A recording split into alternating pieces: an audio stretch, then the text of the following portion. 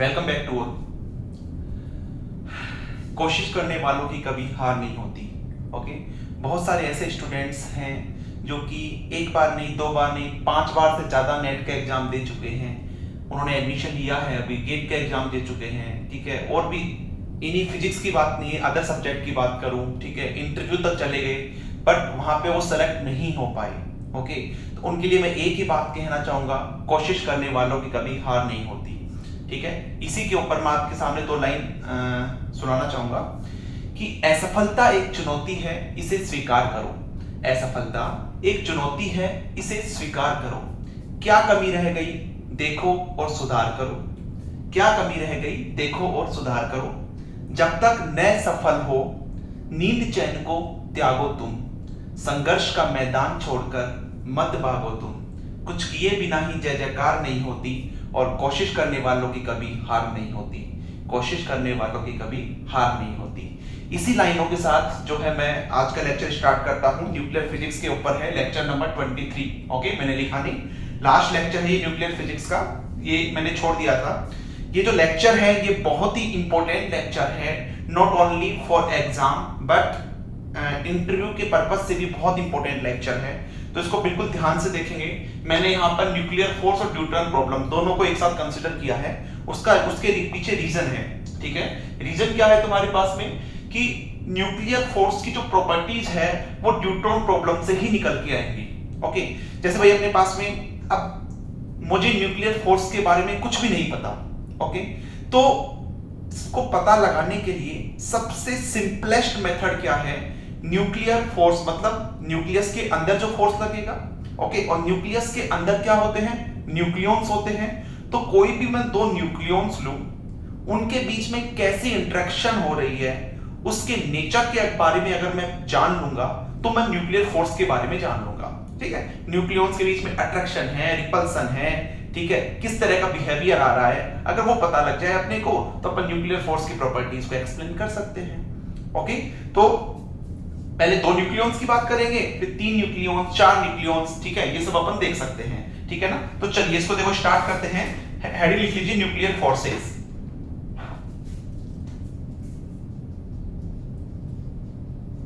Nuclear forces, okay, nuclear forces. तो लिख लीजिए इसको, the simplest way to study the nuclear forces,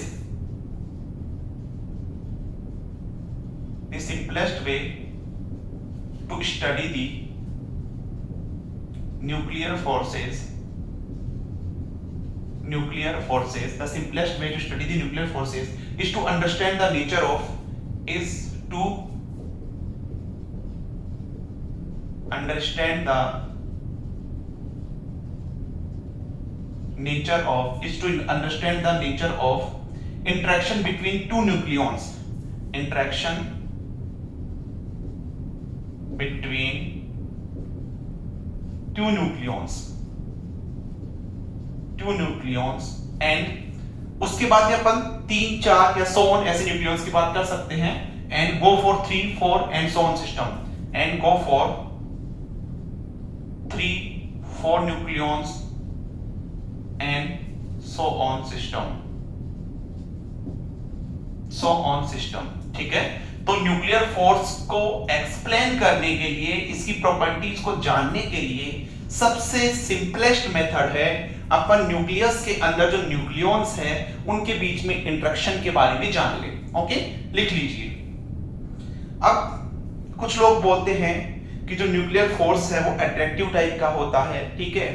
हाँ, जनरली अपन मान लेते हैं, उसकी प्रॉपर्टीज में भी लिख लेते हैं, but exact nature of nuclear force is not known till now. आज तक उसका एग्जैक्ट नेचर नहीं पता लगा है।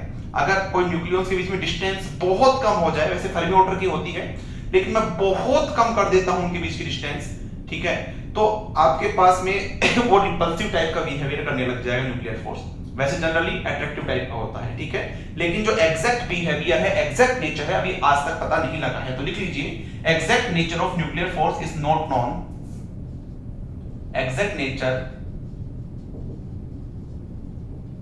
of nuclear force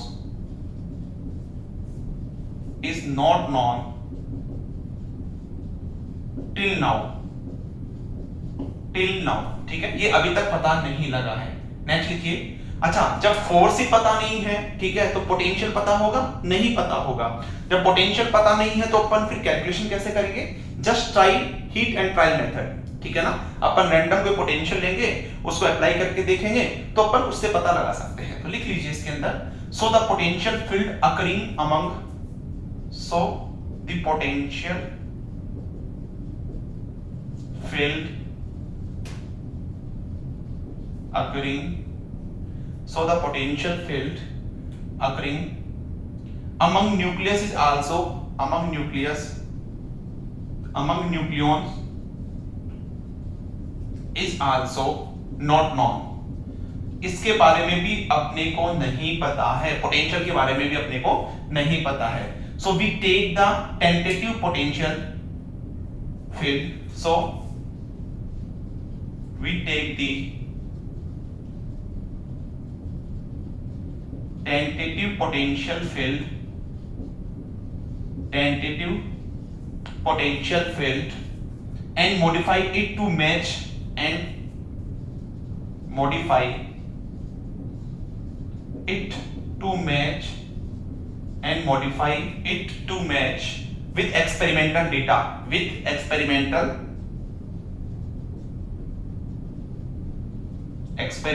data, ठीक है भाई।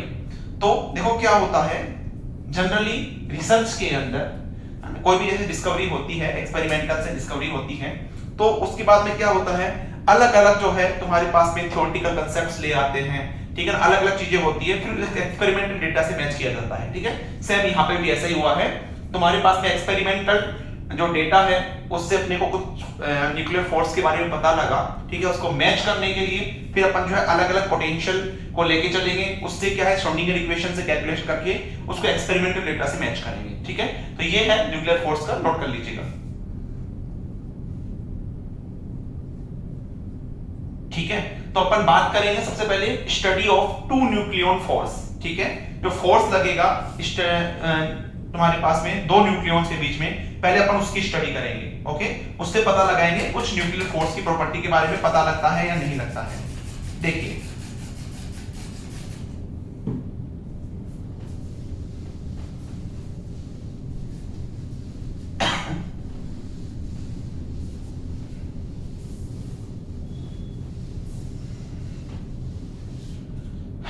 लिख लीजिए इसके अंदर, study of two nucleon force, ऐसे लिख लो, study of force between two nucleon. अच्छा, न्यूक्लियन बोलूंगा इसका मतलब क्या, प्रोटॉन की बात आएगी क्या, न्यूट्रॉन की बात आएगी, दो ही है अपने पास में। तो ये दो तरह से हो सकता है, लिखो टू न्यूक्लियन बाउंड सिस्टम, ये दो तरह से हो सकता है, two nucleon bound system study, और यहां पे two nucleon scattering system study, ठीक है। बाउंड की तरह हो सकता है स्टडी, और तुम्हारे पास में स्कैटरिंग की तरह हो सकता है, ठीक है। तो ये तुम्हारे पास में देखो, इसमें तुम्हारे पास तीन तरह से पॉसिबल है, प्रोटॉन प्रोटॉन, ठीक है, दूसरा न्यूट्रॉन न्यूट्रॉन, तीसरा प्रोटॉन न्यूट्रॉन, ठीक है। इस तरह से और कोई कॉम्बिनेशन नहीं होगा आपके पास में, ठीक है। प्रोटॉन प्रोटॉन सिस्टम, दूसरा न्यूट्रॉन न्यूट्रॉन सिस्टम, तीसरा प्रोटॉन न्यूट्रॉन सिस्टम, ओके। इसको अपन बोलेंगे डाई प्रोटॉन, इसको अपन बोलेंगे डाई न्यूट्रॉन,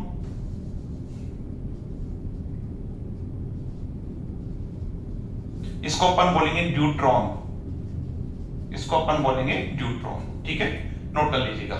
ऐसे स्कैटरिंग सिस्टम के अंदर तुम्हारे पास में वही तीन पॉसिबिलिटी है, neutron proton, proton proton, neutron neutron. लिख लीजिए, न्यूट्रॉन प्रोटॉन, प्रोटॉन न्यूट्रॉन, ये sorry proton proton and neutron neutron, ठीक है। एक ये तरह के सिस्टम हो गया, एक इस तरह का सिस्टम पॉसिबल हो गया, एक इस तरह का पॉसिबल हो गया, ठीक है। लेकिन अपन कभी भी ये लेके नहीं चलते हैं, ठीक है। न्यूट्रॉन न्यूट्रॉन स्कैटरिंग सिस्टम नहीं लेके चलते हैं। इंपॉर्टेंट क्वेश्चन बनता है कि सर ये वाला जो सिस्टम है ये क्यों नहीं लेते, ठीक है ना। ये न्यूट्रॉन न्यूट्रॉन जो स्कैटरिंग सिस्टम है ये नहीं लेते हैं अपन, ठीक है। लिखो नॉट स्टडी, लिख लीजिए, इसकी अपन स्टडी नहीं करते हैं, नॉट स्टडी, ठीक है। क्यों नहीं करते हैं भाई, समझो इसको, ठीक है। इंपॉर्टेंट है फॉर इंटरव्यू के पर्पस से, ठीक है। तो यहां पे एक चीज नोट करके लिख लीजिएगा, नोट करके लिख लीजिएगा, ये जो नोट है important for interview, important for interview. क्या, अच्छा स्कैटरिंग की बात करें तो स्कैटरिंग तुमने पढ़ी होगी। स्कैटरिंग में क्या होता है, एक टारगेट पार्टिकल होता है, एक इंसिडेंट पार्टिकल होता है। इंसिडेंट पार्टिकल जो है तुम्हारे पास में टारगेट पे क्या करता है, इंसिडेंट होता है, ओके। तो इसका मतलब जब न्यूट्रॉन न्यूट्रॉन सिस्टम है तो इंसिडेंट पार्टिकल भी न्यूट्रॉन होगा और टारगेट पार्टिकल भी न्यूट्रॉन होगा, यही तो बात हुई, ओके। तो देखो इस सिस्टम को क्यों नहीं लेके चलते हैं अपन, इसलिए नहीं लेके चलते क्योंकि टारगेट के लिए कभी भी न्यूट्रॉन को यूज में नहीं लेते हैं, ठीक है। तो रीजन क्या है, इसके पीछे रीजन क्या है कि न्यूट्रॉन को टारगेट के फॉर्म में क्यों नहीं लेते हैं, क्योंकि न्यूट्रॉन जो है, देखो होता क्या है, मान लो मेरे पास में मैंने टारगेट के फॉर्म में यहाँ पे न्यूट्रॉन ले लिया, ये न्यूट्रॉन है आपके पास में, ये दूसरा न्यूट्रॉन है, ये तुम्हारे पास में जो है इसके पास में आ रहा है। अब न्यूट्रॉन जो होता है उसकी क्या प्रॉपर्टी होती है, वो फ्री स्टेट के अंदर तुम्हारे पास में स्टेबल नहीं होता है, फ्री स्टेट में स्टेबल नहीं होता है। मानो ये रिएक्शन फ्री स्टेट के अंदर हो रही है, मान लो ये न्यूट्रॉन आ रहा है, जब तक ये न्यूट्रॉन यहां तक पहुंचे, हो सकता है उससे पहले ही ये वाला जो न्यूट्रॉन है वो क्या हो जाए, डीके हो जाए, टूट जाए, ठीक है ना। तो ये कहां पे इंसिडेंट होगा, फिर बाद में नहीं हो सकता ना। दैट्स व्हाई अपन जो है neutron neutron system, scattering system की स्टडी नहीं करते हैं, because neutron is an unstable particle for free state, okay.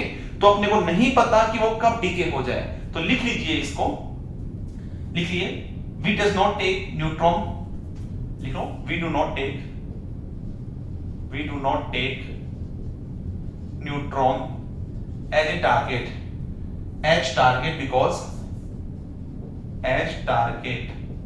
because neutron is unstable in free space, unstable particle in free space, so we don't know when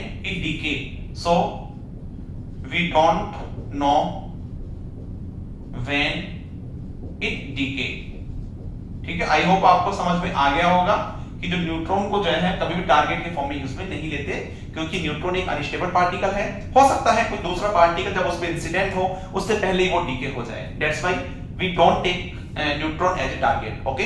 चलिए इसे note कीजिएगा इसको।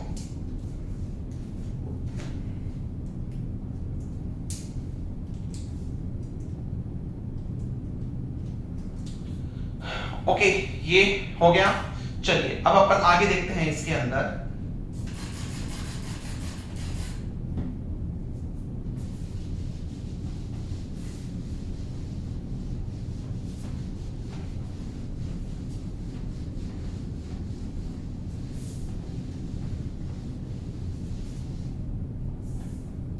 देखिए, लिखिए, देखो आपके पास में क्या क्या था, आपके पास में तीन सिस्टम आए थे, डाइप्रोटॉन,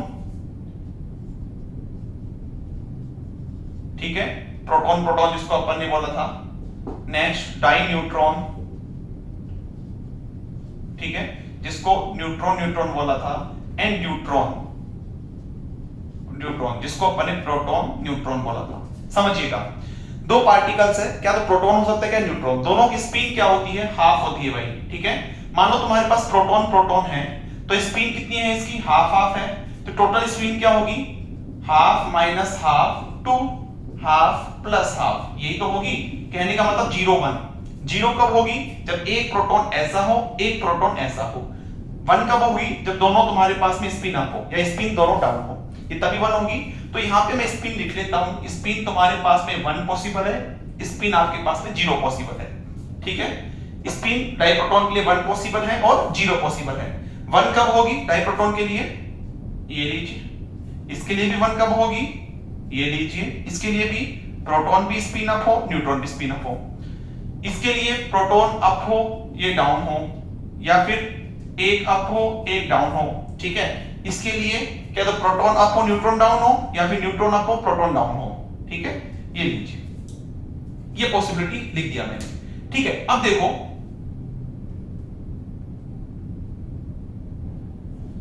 हाँ जी, ये दोनों सिस्टम जो है ये तो वैसे ही पॉसिबल नहीं है s बराबर 1 के लिए, ठीक है। मैं यहां पे देखो इस पेन से लिख रहा हूं, ये भी पॉसिबल नहीं है, ये भी पॉसिबल नहीं है।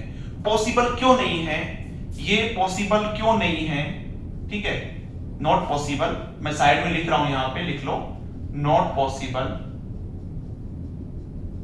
बिकॉज। ये देखो पॉसिबल क्यों नहीं है, क्योंकि देखिए ध्यान से, प्रोटॉन प्रोटॉन है, दोनों स्पिन अप है, ठीक है, एल की वैल्यू भी सेम है इसके अंदर। कहने का मतलब प्रिंसिपल क्वांटम नंबर भी सेम हो गया, एजीम्यूचुअल क्वांटम नंबर भी, मैग्नेटिक क्वांटम नंबर भी सेम रहेगा। कहने का मतलब ये दोनों जो सिस्टम है इस वाले स्पिन के लिए पॉली एक्सक्लूजन प्रिंसिपल को फॉलो नहीं करते हैं, ठीक है। That's why these system are not possible for s बराबर 1 स्टेट। तो लिख लीजिए इसके अंदर because of violation of Pauli exclusion principle, because of not possible because of violation of Pauli exclusion principle, ठीक है। इस प्रिंसिपल को वायलेट करते हैं, that's why these system are not possible for s बराबर 1 स्टेट। ओके, ये possible हो सकता है, क्यों? क्योंकि इसमें एक की स्पिन, जैसे s तो तुम्हारे पास दोनों में सेम हो गया हाफ हाफ, लेकिन जब ms की बात करेंगे तो वो क्या होगा, एक के लिए प्लस हाफ एक के लिए माइनस हाफ, तो डिफरेंट हो गया ना। पॉली एक्सक्लूजन प्रिंसिपल क्या बोलता है, all four quantum number same नहीं हो सकती तुम्हारे पास में, ठीक है ना। तुम्हारे पास में किसी भी दो स्टेट्स के अंदर चारों क्वांटम नंबर इक्वल नहीं हो सकती, that is the poly exclusion principal, ठीक है। तो यहां पे और बाकी सब में फॉलो हो रहा होगा, ठीक है। देखो यहां पे भी फॉलो हो रहा है, क्योंकि यहां पे तुम्हारे पास सिस्टम ही अलग अलग हो गए, तो यहां पे फॉलो होगा तुम्हारे पास। ओके, चलिए, तो इसका मतलब ये भी पॉसिबल हो सकता है, ये भी हो सकता है, ये भी हो सकता है, ये भी हो सकता है। अब ध्यान से देखिएगा, अब मैं बोलूंगा तुम्हारे पास में ये पॉसिबल नहीं होगा, ये तीनों, ओनली ये पॉसिबल होगा। ये पॉसिबल क्यों नहीं होगा? अच्छा, पॉली एक्सक्लूजन प्रिंसिपल के बेस पे तो ये भी पॉसिबल हो गया, लेकिन अब मैं बोल रहा हूं ये पॉसिबल नहीं है, क्योंकि ये बहुत ही लूजली बाउंड होते हैं, यानी कि इनकी जो बाइंडिंग एनर्जी जो होती है वो बहुत कम होती है। That's why these system are not possible for s बराबर 0 स्टेट। ओके, तो लिख लीजिए, इसको लिख लीजिए,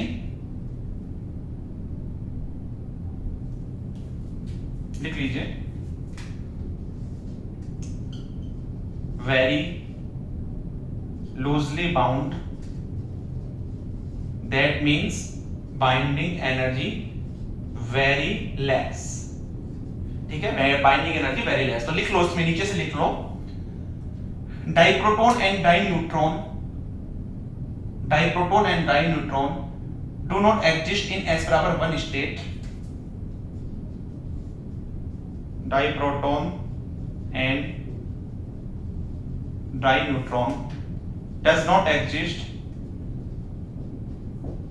in s बराबर 1 state, in s बराबर 1 state because of violation of Pauli exclusion principle, because of violation of Pauli exclusion principle, Pauli exclusion principle, Pauli exclusion principle, because of violation of Pauli exclusion principle, while neutron exist in n बराबर, देखो, while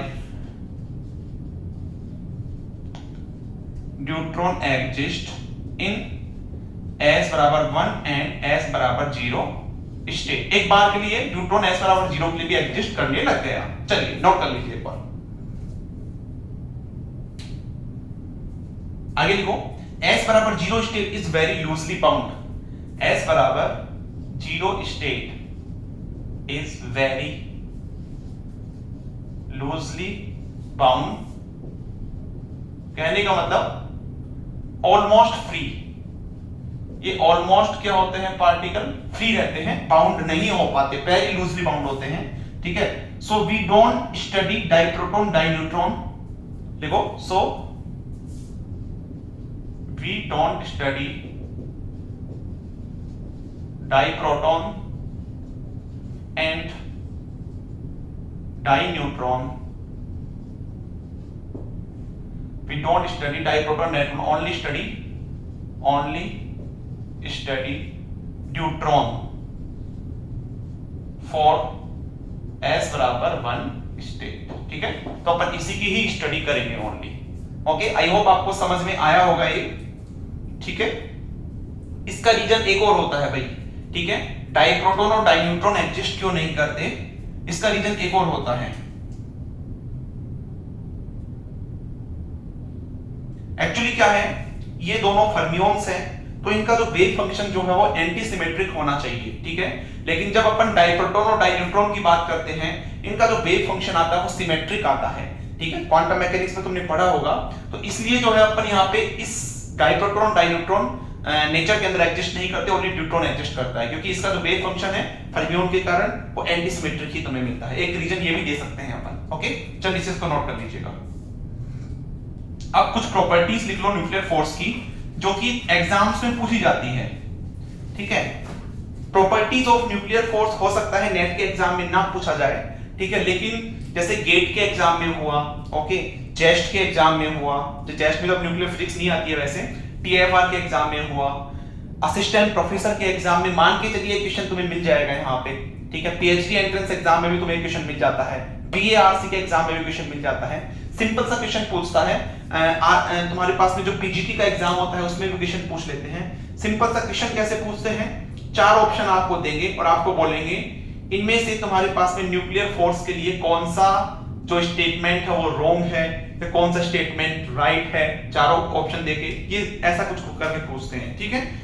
तो इस बार भी शायद जहां तक मुझे ध्यान है पीजीटी के एग्जाम में, आरकेएससी के एग्जाम में पूछा हुआ था, फर्स्ट ग्रेड के एग्जाम में, ठीक है। तो चलिए अपन उसकी प्रॉपर्टी लिख लेते हैं और वो प्रॉपर्टी आपको याद रखनी है, ठीक है भाई। देखो ये जो क्वेश्चन है, diproton and dineutron does not exist in nature, why, ठीक है। तो ये इंटरव्यू में पूछता है, मैंने पहले ही बोला था लेक्चर स्टार्ट करने से पहले, ये जो लेक्चर है ये इंटरव्यू के पर्पस से भी बहुत इंपॉर्टेंट लेक्चर है, ठीक है। चलिए एक एक चीज देखते जाएंगे, अपन धीरे धीरे प्रूफ करेंगे सारी चीजों को। लिख लीजिए इसके अंदर properties of nuclear forces, properties of nuclear forces, properties of nuclear forces, ठीक है। इसमें लिखते जाइए। पहली प्रॉपर्टी है आपके पास में strongest force in nature, strongest force in nature, okay. यानी कि इसकी जो बाइंडिंग एनर्जी जो होती है वो वेरी हाई, ठीक है, बहुत ज्यादा होती है इसकी बाइंडिंग एनर्जी, ठीक है। बाइंडिंग एनर्जी जो होती है वो वेरी हाई होती है, कहने का मतलब मेगा इलेक्ट्रॉन वोल्ट के अंदर होती है। सेकंड लिखिए इसके अंदर, सेकंड लिखिए शॉर्ट रेंज फोर्स होता है। शॉर्ट रेंज का मतलब समझ गए ना, ठीक है। इसकी जो फोर्स जब लगता है तो रेंज बहुत छोटी होती है, कहने का मतलब फर्मी ऑर्डर की। जब हम न्यूक्लियस की बात करेंगे तो वहां पे क्या होता है, फर्मी ऑर्डर ही होता है, ठीक है। नेक्स्ट लिखिए, थर्ड लिखिए चार्ज डिपेंडेंट होता है, चार्ज इंडिपेंडेंट होता है, चार्ज इंडिपेंडेंट होता है। नेक्स्ट लिखिए spin dependent, and spin dependent and iso spin dependent, okay. एक चीज और, इसका जो प्रूफ है चार्ज इंडिपेंडेंट का वो मैं पार्टिकल फिजिक्स के लेक्चर में ऑलरेडी दे चुका हूं, ठीक है, चार्ज इंडिपेंडेंट का, ठीक है। वहां पे अपन देखते हैं जैसे तुम्हारे पास में ये मैंने रीजन दिया था, प्रोटॉन और न्यूट्रॉन जो है उसको एक ही, मतलब यहाँ पे इसको अपन डबलेट मान के करते हैं, ठीक है, क्योंकि अपन जब आइसो स्पिन निकालते हैं इसको डबलेट मान के करते हैं। ऐसा क्यों होता है, ठीक है। तो वहां पे मैंने इसका रीजन दे दिया था, ठीक है ना। और वैसे भी अभी जैसे मैं नेक्स्ट प्रॉपर्टीज की लिखूंगा, इसका जो नेचर होता है वो अट्रैक्टिव नेचर होता है, जनरली अट्रैक्टिव नेचर होता है, हमेशा नहीं होता है, ठीक है। नॉर्मली ऐसे लिख लो, normally attractive nature,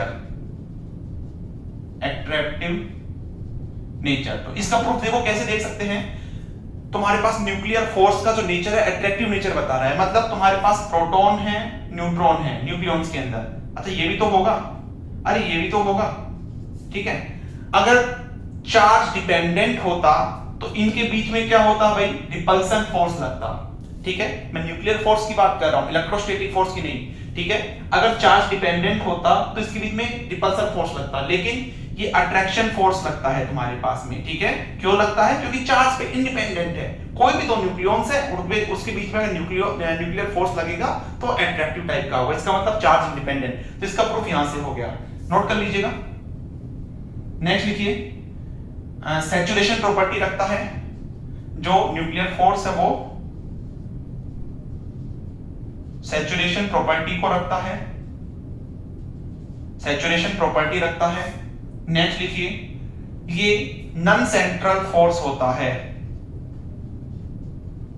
non central force. Non central का मतलब, सेंट्रल फोर्स ऐसे होते हैं जो ओनली आर पे डिपेंड करते हैं, रेडियल पार्ट पे डिपेंड करते हैं, ये नॉन सेंट्रल। नॉन सेंट्रल का मतलब क्या हो गया, नॉन सेंट्रल का मतलब हो गया तुम्हारे पास में ये उसके एंगल पे भी डिपेंड करेगा, ठीक है। Depend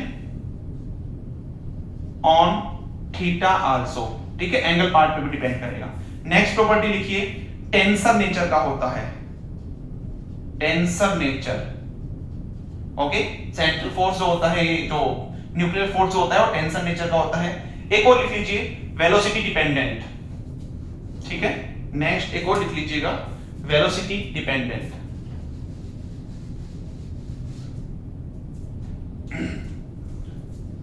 velocity dependent, velocity dependent, ठीक है। ये कुछ प्रॉपर्टीज है न्यूक्लियर फोर्स की, ओके, वेरी इंपॉर्टेंट है।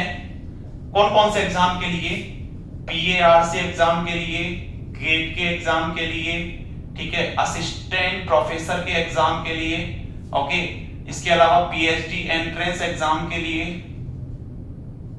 ठीक है, इसके अलावा PGT एग्जाम के लिए। कुछ ऐसे एग्जाम्स हैं, ठीक है, जिसमें छोटे छोटे क्वेश्चंस पूछे जाते हैं, उसमें रॉन्ग स्टेटमेंट या राइट स्टेटमेंट करके जो है 4 स्टेटमेंट देगा और पूछ लेगा ये, ठीक है। तो ये सारी प्रॉपर्टी जो है आपको याद रखनी है, नोट कर लीजिएगा।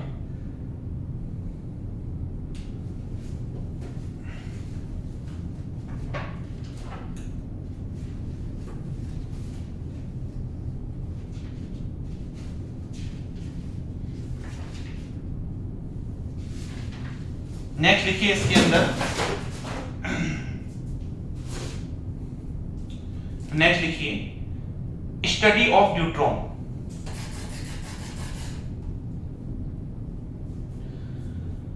यहीं पे लिख देता हूं भाई, ये पारा है ना, इसमें नीचे लिखेंगे आप स्टडी ऑफ न्यूट्रॉन। अब देखो, जब न्यूट्रॉन की स्टडी करेंगे तो उसमें कौन कौन सी ऐसी प्रॉपर्टी है जो कि न्यूट्रॉन की स्टडी से अपन पता लगा सकते हैं। तो लिखो स्टडी ऑफ न्यूट्रॉन, लिखिए study of neutron,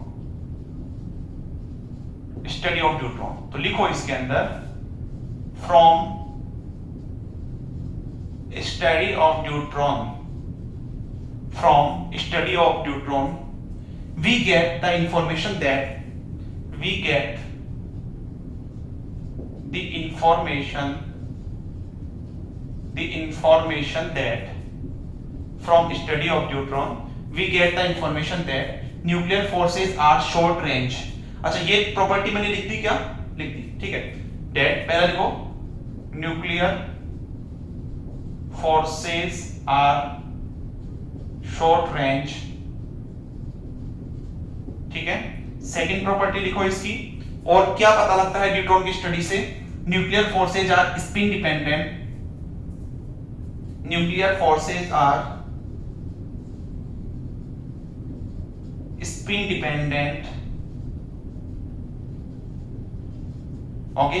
third property लिख लो इसकी, जो कि न्यूट्रॉन की स्टडी से तुम्हें पता लगता है न्यूक्लियर फोर्स की। ये न्यूट्रॉन की प्रॉपर्टी नहीं लिख पा रहा हूं मैं, जब न्यूट्रॉन की स्टडी करते हैं तो उससे कुछ प्रॉपर्टीज निकल के आती है जो कि न्यूक्लियर फोर्स की होती है, ठीक है। थर्ड लिखिए, nuclear forces are non central, ठीक है, नॉन सेंट्रल, और मैं बोलूं टेंसर नेचर, टेंसर नेचर, ठीक है, ये कुछ प्रॉपर्टी है जो कि न्यूट्रॉन की जब स्टडी करेंगे उससे पता लगेगा, ठीक है। अच्छा, इसमें एक चीज आती है सैचुरेशन प्रॉपर्टी।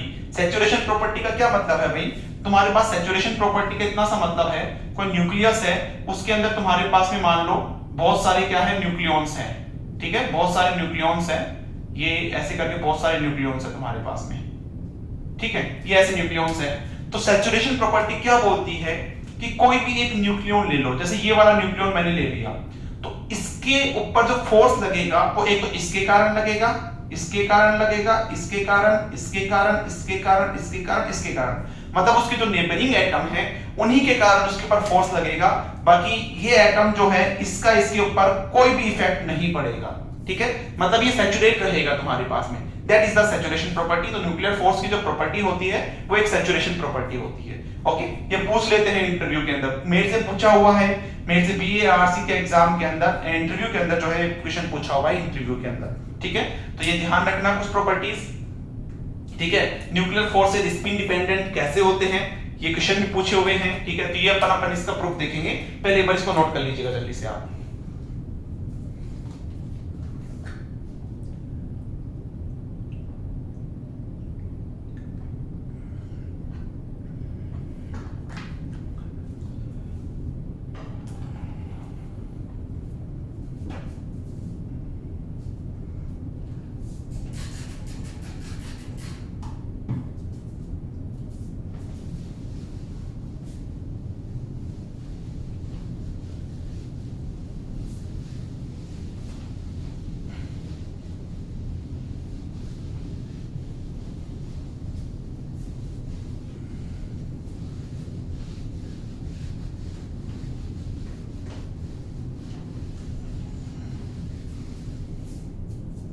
चलिए नेक्स्ट लिखिए इसके अंदर experimental facts about the neutron, ठीक है, लिखिए।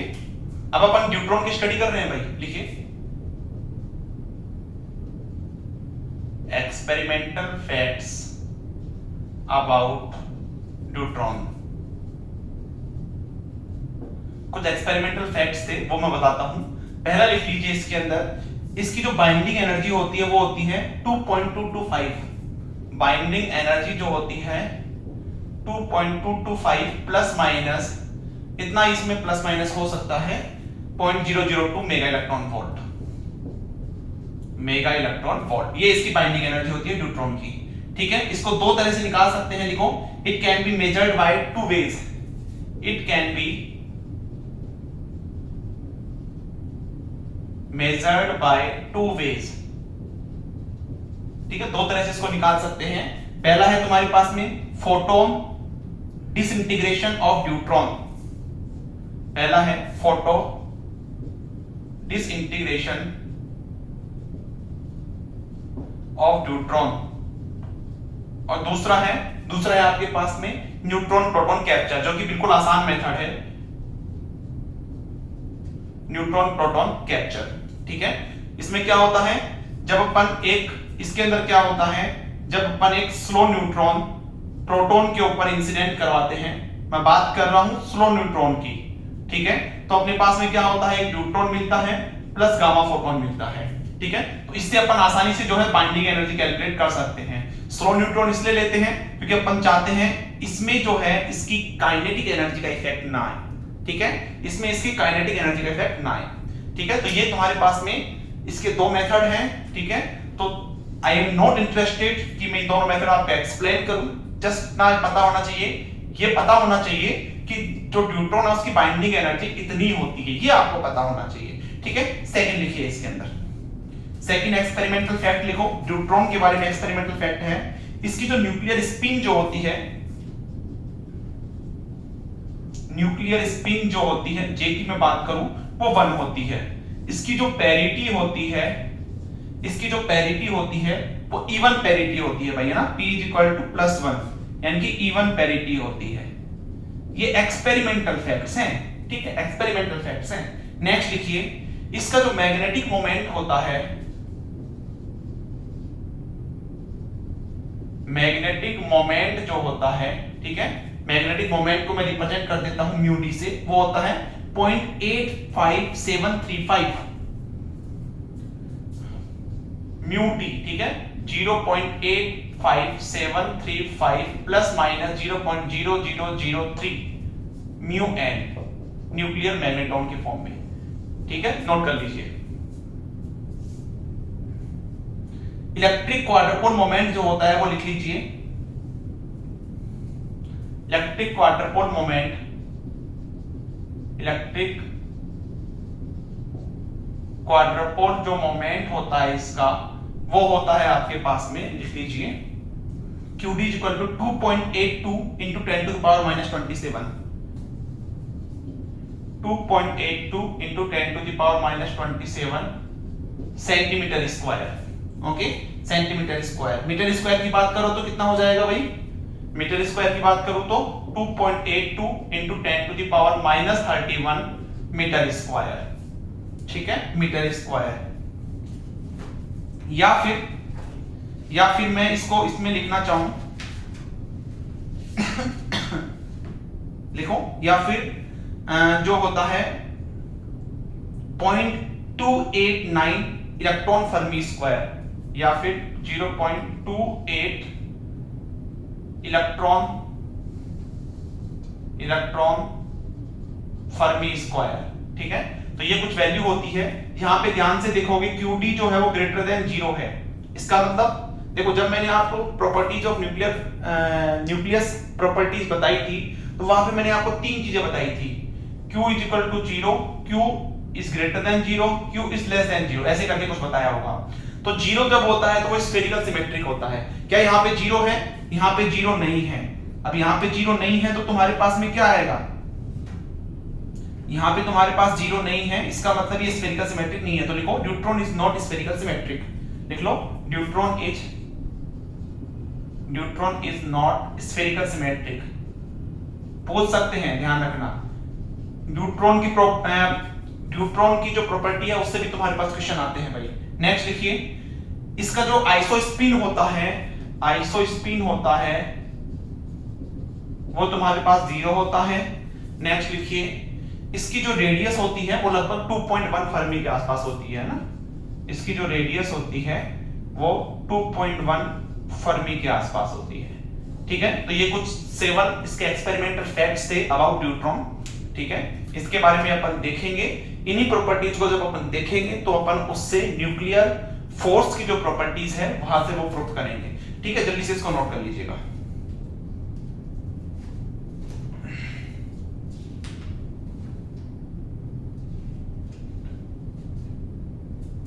अब यहां पे मेन बात ये आती है कि जब सॉल्यूशन ऑफ श्रोडिंगर इक्वेशन अपन करेंगे तो उस केस में पोटेंशियल क्या लें, ठीक है। तो पोटेंशियल, अलग अलग पोटेंशियल लेके देखे थे तो क्या देखा गया कि पोटेंशियल जब अपन लेते हैं तो उसके पोटेंशियल जो है वो बहुत ज्यादा शेप सेंसिटिव नहीं होते हैं, ठीक है। तो सिंपलिसिटी के लिए अपन क्या करते हैं, स्क्वायर वेल पोटेंशियल अपन ने लेके चले और उससे जो है अपन ने कैलकुलेशन की। ओके, तो लिख लीजिए पहले यहां पे, इसके बाद में solution of Schrodinger equation.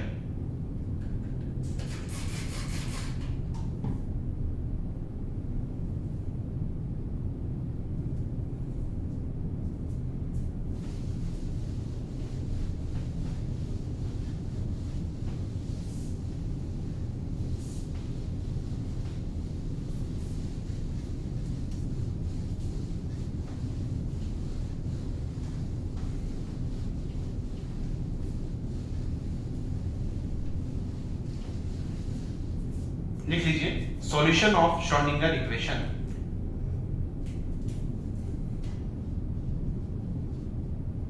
Solution of Schrodinger equation बहुत ज्यादा अपन सॉल्व नहीं करने वाले, डायरेक्ट इसकी कैलकुलेशन लिखेंगे। क्या होता है, del 2 psi plus 2 mu upon h cross square e minus v psi is equal to 0, ठीक है। म्यू जो है यहाँ पे, mu is the reduced mass, यानी कि mp into mn upon mp plus mn is equal to, ये लगभग बराबर होगा m/2 के। क्यों?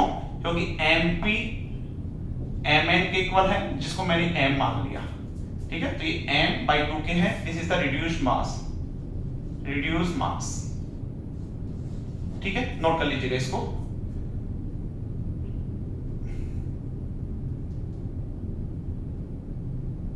ठीक है।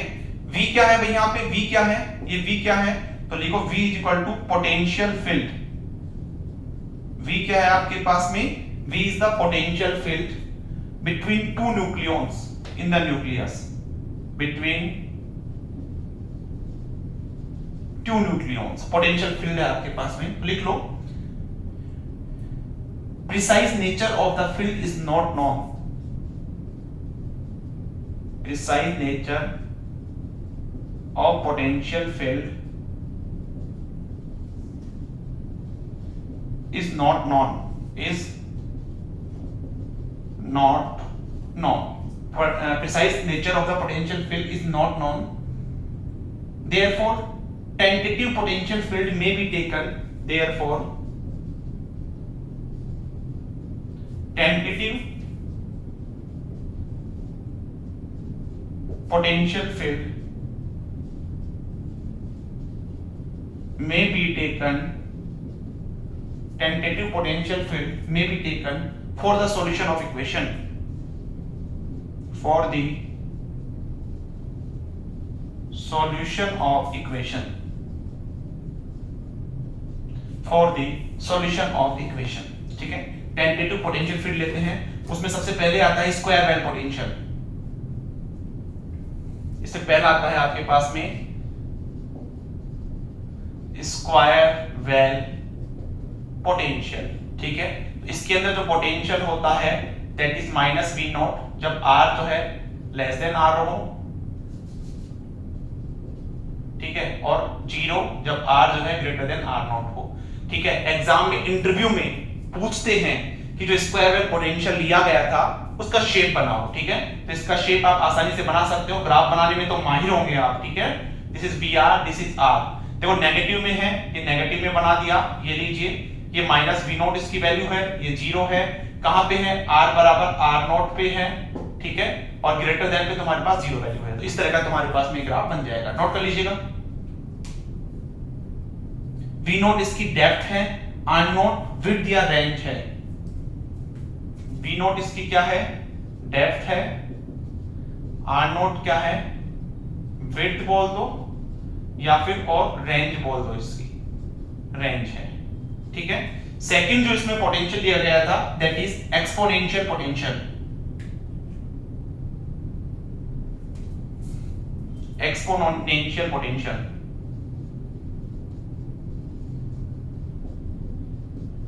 ठीक है, वो क्या लिया गया था, v is equal to minus V naught e to the power minus r upon r naught. ये तुम्हारे पास पोटेंशियल लिया गया था, v is equal to minus V naught e to the power minus r upon r naught. ठीक है, इसका जब आप ग्राफ बनाओगे तो ये आपके पास में ऐसा कुछ बनेगा। ये ग्राफ आप बनाना सीख गए भाई बहुत पहले से। ठीक है, बहुत पहले आपने ग्राफ बना लिए क्वांटम मैकेनिक्स के अंदर। ठीक है, तो यहां पे देखो ध्यान से, ये जो है r बराबर 0 रखोगे, r बराबर 0 रखोगे, ठीक है, ये 0 हो जाएगा, इसकी वैल्यू 1 तो माइनस वी नॉट हो जाएगा, माइनस वी नॉट। r बराबर जब r नॉट रखोगे तो V naught upon E, minus V naught upon E, ये मान लो मैं यहां पे लगभग minus V naught upon E. ये r बराबर क्या है, r नॉट पे है, r is equal to r naught के ऊपर। इस तरह का तुम्हारे पास ग्राफ है, मतलब ये टेंटेटिव कुछ पोटेंशियल लेके देखे थे। ठीक है, फिर जब चेक किया तो क्या देखा गया कि ये बहुत ज्यादा शेप सेंसिटिव नहीं होते हैं। ये जो पोटेंशियल है ये शेप सेंसिटिव नहीं होते हैं, तो जनरली जो कैलकुलेशन के लिए यूज में यही लिया। लेकिन तुम्हें इन पोटेंशियल के बारे में पता होना चाहिए। ठीक है, पूछ लेते हैं इंटरव्यू के अंदर। नेक्स्ट इसमें पोटेंशियल लिया गया गाउसियन पोटेंशियल।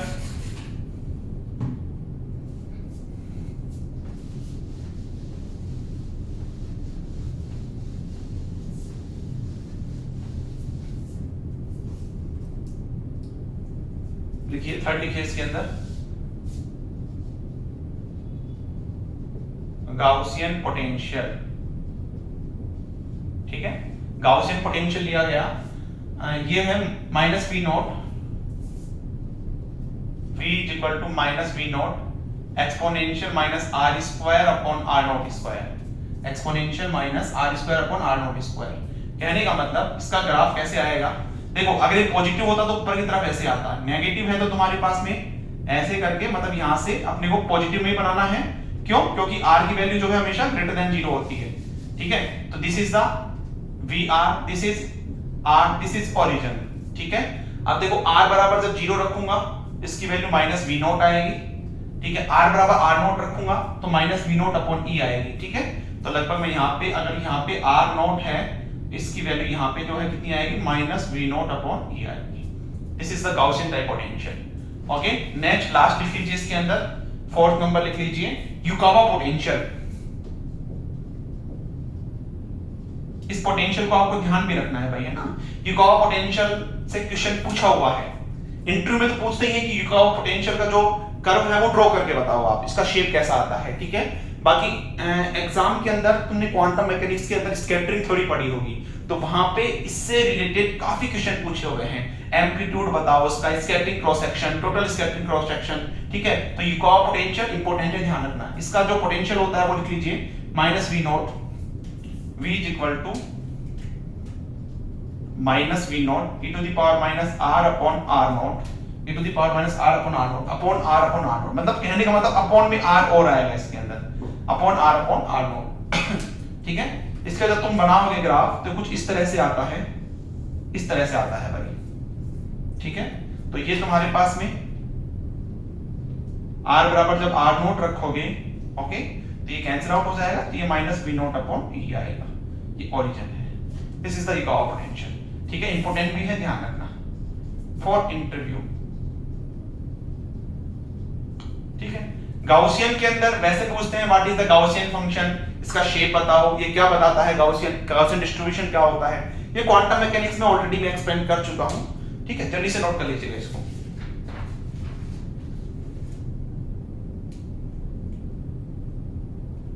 अब तुमने इस चारों पोटेंशियल में एक चीज देखी होगी कि जो पोटेंशियल है वो नेगेटिव की तरफ, नीचे की तरफ बन रहा है। इसका मतलब है ये अट्रैक्टिव टाइप का पोटेंशियल है। सेकंड चीज, सभी पोटेंशियल जो है ओनली आर पे डिपेंड करते हैं, तो अपन सॉल्यूशन भी इस तरह से ही लिखेंगे इसका।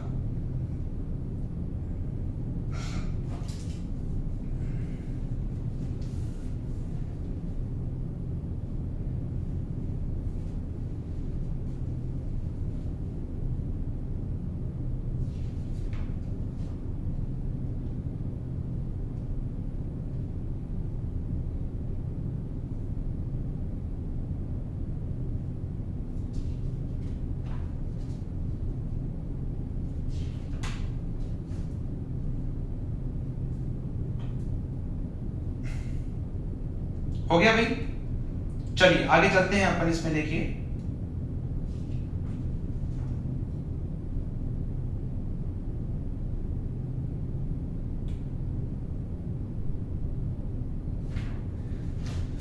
लिखिए इसमें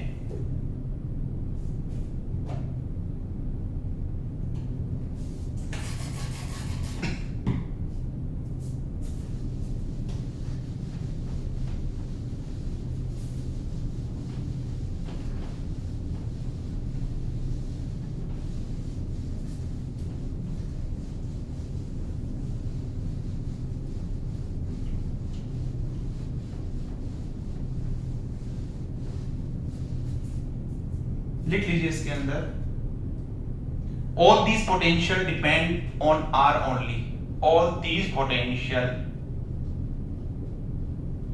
depends only on R। ठीक है, R पे ही डिपेंड करते हैं। तो यहां पे जो मैं साई NLMR लिखूंगा, साई टोटल वेव फंक्शन जो कि R थीटा फाई का फंक्शन है, वो क्या होगा, एक तो ऐसा फंक्शन जो कि ओनली R पे डिपेंड करे, एक ऐसा फंक्शन जो कि थीटा और फाई की एंगुलर पार्ट पे डिपेंड करे। ये लिखूंगा इसके अंदर, लिखो इसके अंदर, hence radial wave function equation given by, hence radial wave function equation is given by, ये आपने ऑलरेडी क्वांटम मैकेनिक्स में पढ़ा हुआ है, is given by लिख लीजिए। बहुत ज्यादा इंपॉर्टेंट नहीं है ये, मैं इसकी कैलकुलेशन भी नहीं करने वाला, plus 2m upon h cross square e minus V r minus l into l plus 1 upon h cross square, l into l plus 1 h cross square upon 2mr square is equal to 0। ठीक है, 2 नहीं आएगा यहाँ पे, ठीक है। ये जो टर्म है this is the centrifugal term, ये आपके पास में जो है सेंट्रीफ्यूगल टर्म है। और अपन जो न्यूट्रॉन है उसकी अपन ग्राउंड स्टेट की बात करेंगे, ठीक है। और जब फॉर ग्राउंड स्टेट की जब बात करेंगे उस केस में क्या होगा, L बराबर हमेशा आपके पास में क्या होगा, 0 होगा, ठीक है। तो ये तो वैसे ही तुम्हारे पास पूरी टर्म 0 हो जाएगी। तो लिखो इसके अंदर इट्स कैलकुलेशन शो दैट, ठीक है, इट्स कैलकुलेशन आफ्टर कैलकुलेशन, ठीक है। तो इसकी कैलकुलेशन करने के बाद में it's calculation show that the two body problem at low energy, the two body problem at low energy, the two body problem at low energy are not very much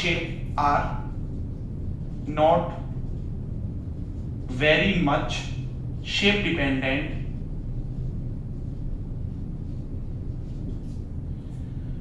at low energy are not very much shape dependent या shape sensitive to the potential, therefore to the potential,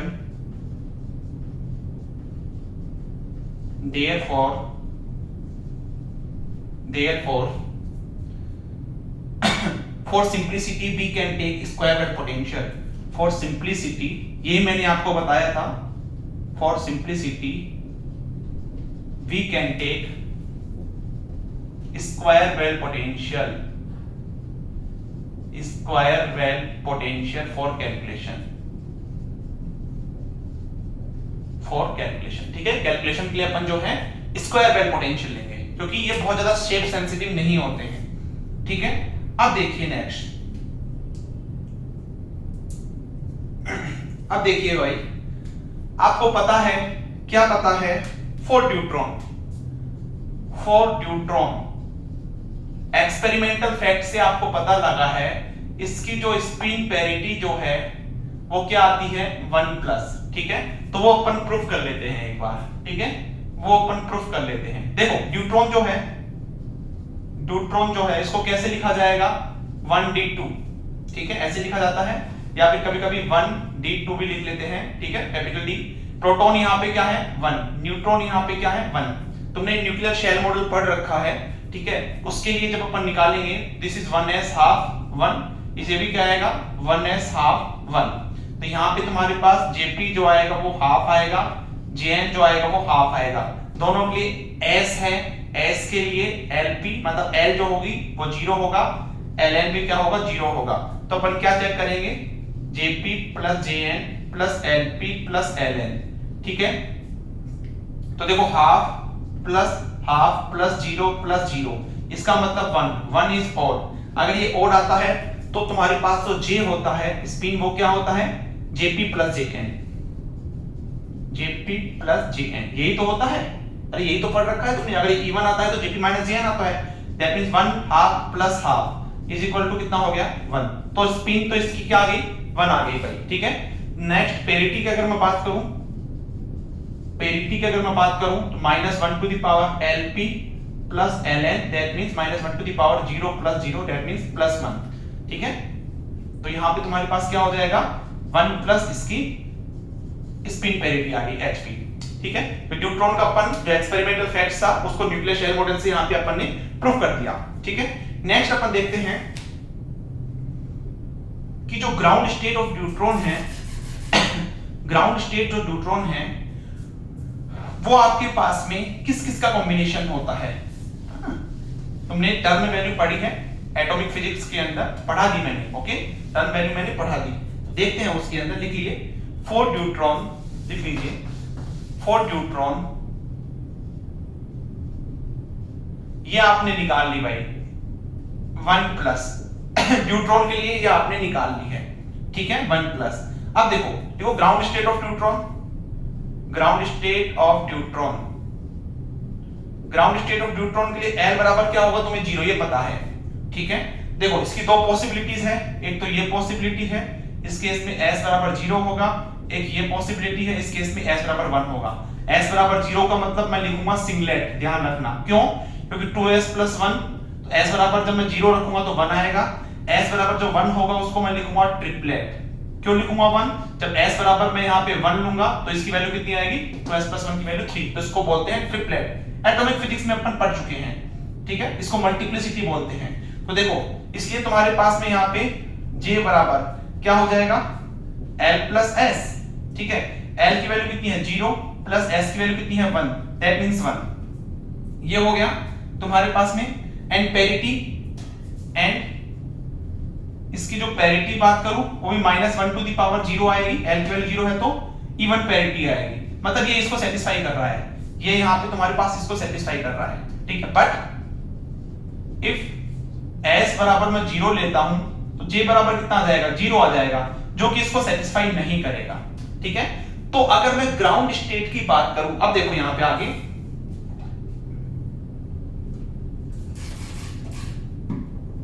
इसमें देखो, लिखो आगे, देखो यहां पे nuclear force जो है स्पिन डिपेंडेंट होता है, वो प्रूफ होता है। देखो कैसे कैसे, देखो अभी बता रहा हूं मैं।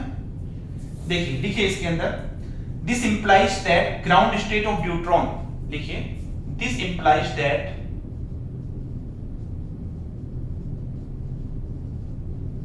ground state of neutron is in triplet state, not a singlet state। ध्यान रखना, ठीक है, इंपॉर्टेंट पॉइंट है ये। ग्राउंड स्टेट ऑफ न्यूट्रॉन जो है वो एक ट्रिपलेट स्टेट के अंदर होता है, ठीक है, ट्रिपलेट स्टेट के अंदर होता है। thus ground state of neutron is 3s1 state। thus ground state of neutron is 3s1 state, is 3s1 state। ये निकाल सकते हो ना, 3s1 कैसे निकालोगे? 2s + 1 l j से, ठीक है। यहां पे देखो j बोलो, j की वैल्यू कितनी आ गई? 1 आ गई, देखो 1 लिख दिया मैंने। s की वैल्यू कितनी ली है तुमने? 1 ली है, तो 2s + 1 बराबर 3 आ गया। ये हो गया तुम्हारे पास में, ठीक है। लिख लो ये, singlet 1s0 state does not exist। singlet 1s0 state does not exist, ठीक है। ये स्टेट तुम्हारे पास एग्जिस्ट नहीं करती है, ठीक है। अभी अपन पढ़ेंगे कि जो ग्राउंड स्टेट ऑफ न्यूट्रॉन है वो 3s1 ही नहीं होता है, 3d1 भी होता है, ये अपन पढ़ेंगे। पहले एक बार इतना नोट कर लीजिएगा आप, ठीक है। तो यहां से देखो क्या निकल के आया है, s बराबर 1 के लिए ही तुम्हारे पास न्यूट्रॉन होगा, 0 के लिए नहीं होगा। इसका मतलब this is the spin dependent, spin पे डिपेंड कर रहा है ना। तो लिख लो इसके अंदर, लिख लो this implies that the 3s1 and 1s0 state have, this implies that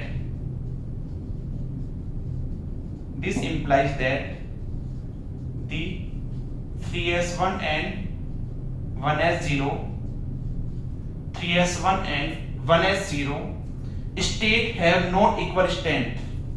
1s0 state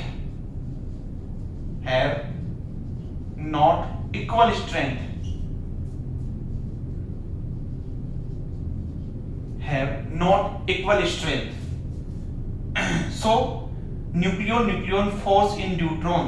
तो यहां से अपन क्या कंक्लूजन निकाल सकते हैं? देखिए, so nucleon force in neutron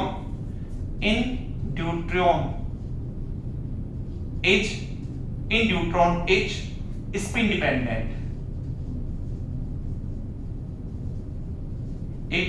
dependent, ठीक है।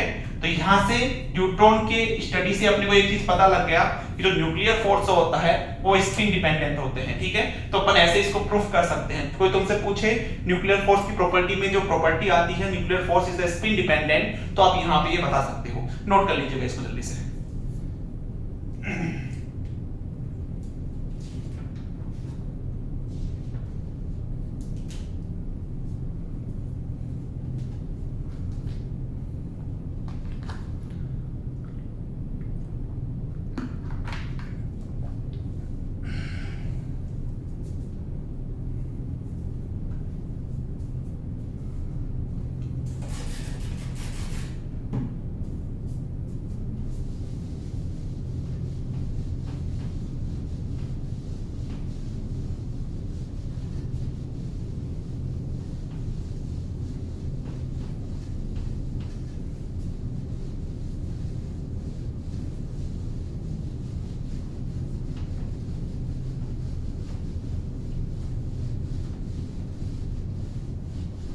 चलिए अब देखिए इसके अंदर, लिखिए इसमें आगे explanation of mu and Q for neutron. लिखिए एक्सप्लेनेशन ऑफ म्यू मतलब मैग्नेटिक मोमेंट एंड क्यू मतलब क्वाड्रुपल मोमेंट इन न्यूट्रॉन। देखो इससे जो है अपन जब इसका एक्सप्लेनेशन करते हैं, मेरा उद्देश्य ये नहीं है कि जो मैग्नेटिक मोमेंट न्यूट्रॉन का है, जो क्वाड्रुपल मोमेंट न्यूट्रॉन का है, मैं उसकी जो वैल्यू आती है उसको प्रूफ करूं। मेरा उद्देश्य ये है during the study of neutron, जब मैं न्यूट्रॉन की स्टडी करता हूं तो मुझे न्यूक्लियर फोर्स की प्रॉपर्टी के बारे में पता होना चाहिए, मतलब उससे कुछ पता लगना चाहिए। ठीक है, अब जैसे मैं इसकी स्टडी करूंगा इसकी जब मैं स्टडी करूंगा तो मुझे ये पता लगेगा जो न्यूक्लियर फोर्स है वो तुम्हारे पास में क्या है, नॉन सेंट्रल है। देखो कैसे, इतना नोट कर लीजिए। पहले इसमें लिखो, इसमें लिखो फॉर न्यूट्रॉन, लिखो वी नो दैट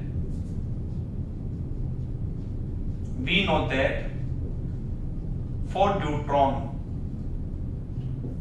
जो म्यू डी है, mu D magnetic moment of neutron वो क्या था 0.857 म्यू एन। कहने का मतलब म्यू डी जो है वो नॉट इक्वल टू 0 है। ठीक है, इसका मतलब क्या हुआ, एंड आल्सो देखो, एंड आल्सो क्यू डी है वो भी नॉट इक्वल टू 0 है। इसका मीनिंग क्या हुआ, देखो भाई इसका मीनिंग ये हुआ कि वहां पे तुम्हारे पास में जो चार्ज डिस्ट्रीब्यूशन है वो सिमेट्रिक नहीं होगा। ठीक है, चार्ज का जो डिस्ट्रीब्यूशन है वो सिमेट्रिक नहीं होगा। तो लिखिए इसके अंदर charge distribution is not spherical symmetric.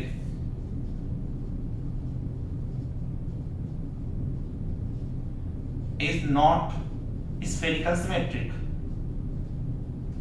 Spherical symmetric. ठीक है, वहां पे जो चार्ज डिस्ट्रीब्यूशन है वो स्फेरिकल सिमेट्रिक नहीं होगा।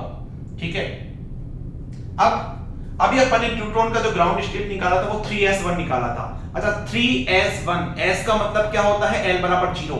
जब s आ गया तो वहां पे s की जो शेप बनती है वो स्फेरिकल सिमेट्रिक बनती है, और यहां से अपने को क्या पता लग रहा है वो स्फेरिकल सिमेट्रिक नहीं है। ठीक है, इसका मतलब जो ग्राउंड स्टेट जो होता है वो ओनली 3s1 नहीं होता है। ठीक है, तो लिख लो, इसके अंदर भी समझ में आ जाएगा आपको। लिखो इसके अंदर if we take the ground state of neutron, देखिए if we take the ground state of neutron, if we take the ground state of neutron to be 3s1 state, to be 3s1 state, to be 3s1 state, यानी कि spherical symmetric. इसका मतलब क्या हो गया, spherical symmetric, that means L is equal to 0। ठीक है, L is equal to 0, then mu d and q d cannot be explained, then mu d and q d cannot be explained। समझ में आ रहा है भाई, अगर मैं ओनली यही लेके चलता हूं तो ये एक्सप्लेन ही नहीं हो सकता, क्योंकि इसकी वैल्यू अगर 0 आती है तब तो अपन इसको एक्सप्लेन कर सकते हैं। ये 0 है, इसका मतलब ये स्फेरिकल सिमेट्रिक है, लेकिन ये 0 नहीं आ रहा है, इसका मतलब स्फेरिकल सिमेट्रिक नहीं है। तो ओनली एस स्टेट ही नहीं होगी, वहां पे और दूसरी स्टेट भी होगी। जो तुमने पढ़ा होगा ना छोटी क्लासों में कि जो न्यूट्रॉन है वो ग्राउंड स्टेट में होता है तो वो 3s1 और 3d1 के फॉर्म में पाया जाता है।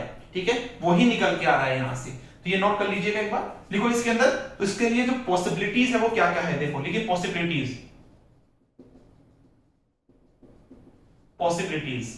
ठीक है, तो पॉसिबिलिटीज देखो क्या क्या है तुम्हारे पास में। तुम्हें चाहिए j बराबर 1, आपको पता है j बराबर कितना चाहिए, मुझे 1 चाहिए। तो इसके लिए मैं क्या करूं, l बराबर 0 एंड s बराबर 1। इस केस में j बराबर 1 आएगा, l बराबर 1 s बराबर 1। इस केस में l माइनस s से l प्लस s, j की वैल्यू कितनी हो जाएगी 0 1 2। l बराबर 2 s बराबर 1। इस केस में 2 माइनस 1, 2 माइनस 1 से 1 2 3। Next l is equal to, मैं यहां पे ले लेता हूं 1 और s बराबर 0। l बराबर 1 और s बराबर 0। इस केस में भी j बराबर कितना आ रहा है 1 आ रहा है। ठीक है, तो मेरे को J बराबर 1 चाहिए, तुम्हें पता है इसकी स्पिन 1 होती है, ठीक है, टोटल स्पिन होती है वो तुम्हारे पास 1 होती है। तो देखो 1 एक बार तो यहाँ पे आ रहा है, एक यहाँ पे आ रहा है, एक यहाँ पे आ रहा है, एक यहाँ पे आ रहा है, ठीक है, तो ये 4 पॉसिबिलिटी है। तो लिख लो इसके अंदर, लिख लीजिए L बराबर 0 1 2, तो तुम्हारे पास में ये L की वैल्यू, ये पॉसिबिलिटी लग रही है अपने को, यानी कि L बराबर 0, L बराबर 1, L बराबर 2, ये तुम्हारे पास पॉसिबिलिटी आ गई, ठीक है। इस केस में पेरिटी बताइए क्या है भाई, इस केस में पेरिटी क्या है, -1 to the power 0, that means even parity है। इस केस में पेरिटी क्या है, -1 to the power 1 odd parity है। इस केस में पेरिटी क्या है, -1 to the power 2 is equal to even parity. अच्छा, अपने को पेरिटी कैसी चाहिए, न्यूट्रॉन की तुमने निकाल, इवन पेरिटी चाहिए। वैसे भी ध्यान रखना, दो स्टेट जब कंबाइन होते हैं तो उनकी पेरिटी हमेशा सेम होनी चाहिए, डिफरेंट नहीं होनी चाहिए, ठीक है। तो इन दोनों की पेरिटी सेम पेरिटी है। ध्यान से देखो, दोनों की इवन पेरिटी है, ठीक है, सेम पेरिटी है। इन दोनों की अपोजिट है, इन दोनों की अपोजिट है। तो एक लाइन लिख लो इसके अंदर नीचे, two state of opposite parity does not combine, two state of opposite parity does not combine, opposite parity does not combine to give resultant state, to give resultant state, resultant state, only same parity state are combined, only same parity state are combined। जो same parity है, जो same parity वाले state है वही combine हो सकते हैं, ठीक है। इसका मतलब क्या हुआ, इसका मतलब ग्राउंड स्टेट ऑफ न्यूट्रॉन जो है वो क्या होगा, एक तो L बराबर 0 होगा जिसकी पैरिटी इवन है, और एक L बराबर 2 होगा, ठीक है, जिसकी पैरिटी इवन है। तो लिख लीजिए। अच्छा, कोई बोले सर L बराबर 4 भी हो सकता है क्या, जिसकी पैरिटी भी तुम्हारे पास में इवन आएगी, लेकिन जब अपन L बराबर 4 लेंगे, वो S बराबर 0 या 1 लेंगे तो J बराबर तुम्हें 1 नहीं मिलेगा। इसलिए ये तीन ही तुम्हारे पास में जो है पॉसिबिलिटी ली है मैंने। तो लिखो, therefore the ground state of neutron, therefore the ground state of neutron, the ground state of neutron can be taken as mixture of, can be taken and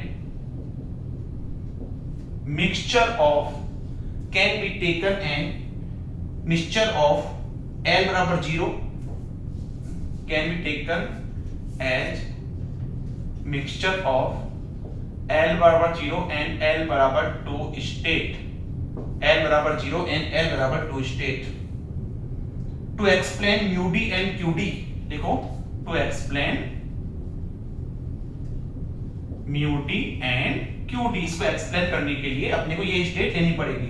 that means L बराबर 0 state का मतलब क्या हो गया, आपके पास में S state आएगी, और L बराबर 2 स्टेट का मतलब क्या हो गया, आपके पास में D स्टेट निकल के आएगी। अच्छा, एक चीज मुझे बताओ, जब L बराबर 0 होता है तो स्फेरिकल सिमेट्रिक होता है, उस केस में तुमने पढ़ा होगा क्वांटम मैकेनिक्स में, ओनली डिपेंड्स ऑन R। जैसे ही L की वैल्यू 2 आ जाती है तो तुम्हारे पास में वो थीटा और फाई पे डिपेंड करने लग जाता है। इसका मतलब ये हो गया कि न्यूक्लियर फोर्स यहाँ पे नॉन सेंट्रल टाइप का होता है। मैं न्यूट्रॉन की स्टडी कर रहा हूँ, न्यूट्रॉन की स्टडी करने से ही मुझे ये मिलता है। न्यूट्रॉन में जो है 2 न्यूक्लियन होते हैं, एक प्रोटॉन एक न्यूट्रॉन, ठीक है, उसकी स्टडी करने से मुझे ये मिल रहा है। क्योंकि मैंने पहले ही बताया था न्यूक्लियर फोर्स की स्टडी करना है तो सबसे सिंपलेस्ट मेथड है, कोई भी 2 न्यूक्लियन उठाओ, उनके इंटरेक्शन के बारे में स्टडी करो, उसके बिहेवियर को जानो, उसके नेचर को जानो, तो तुम्हारे पास में जो है न्यूक्लियर फोर्स की प्रॉपर्टी निकल के आ जाएगी। ये नोट कीजिएगा।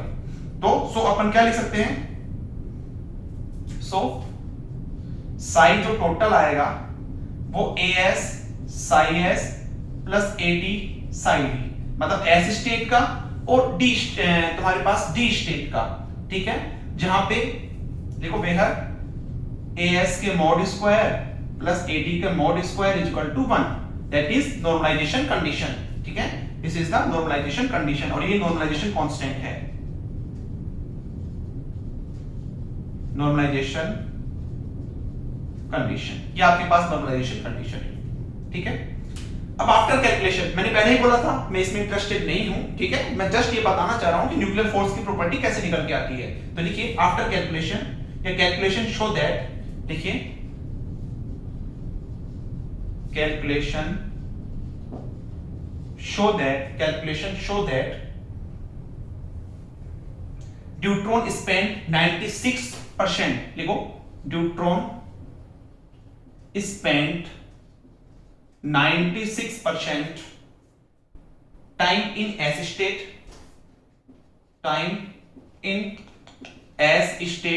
and 4% time in D state, 4% time in D state, 4% time in D state. Thus neutron ground state is oscillating between,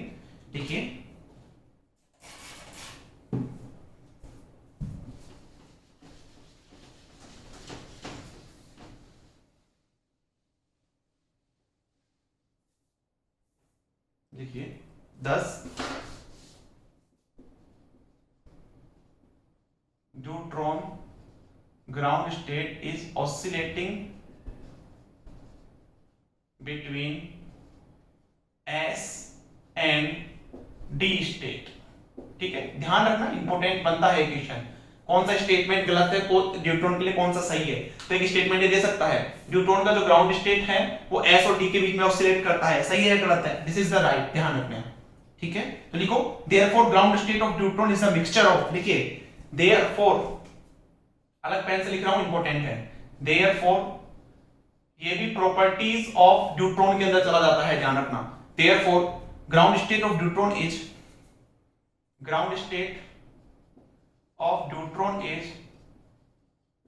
mixture of 3s1 and 3d1 state, 3s1 and 3d1 state, 3s1 and 3d1 state important है, ध्यान रखना। ठीक है, तो देखो यहां पे दो आ गए तुम्हारे पास में, 3s1 एंड 3d1। ये क्या बोलता है, ये बोलता है कि उसका जो चार्ज सिमेट्रिक है वो स्फेरिकल सिमेट्रिक है। देखो गिव्स सिमेट्रिक चार्ज डिस्ट्रीब्यूशन, ऐसे लिख लो, गिव्स सिमेट्रिक चार्ज डिस्ट्रीब्यूशन। और ये क्या होता है, ये एसिमेट्रिक चार्ज डिस्ट्रीब्यूशन देता है, क्योंकि यहां पे L बराबर 2 है, गिव्स एसिमेट्रिक चार्ज डिस्ट्रीब्यूशन। यहां पे क्या है, L बराबर 2 है, तो gives asymmetric charge distribution, explain QT and म्यूटी। यही क्या एक्सप्लेन करता है, न्यूट्रॉन का QT और म्यूटी एक्सप्लेन करता है। ठीक है, तो लिख लीजिए इसके अंदर जो अपना मेन उद्देश्य था, जो अपना मेन मकसद था, वो लिख लीजिए। Therefore the force acting between two nucleon, लिखिए मोटे मोटे अक्षरों में लिख लीजिए,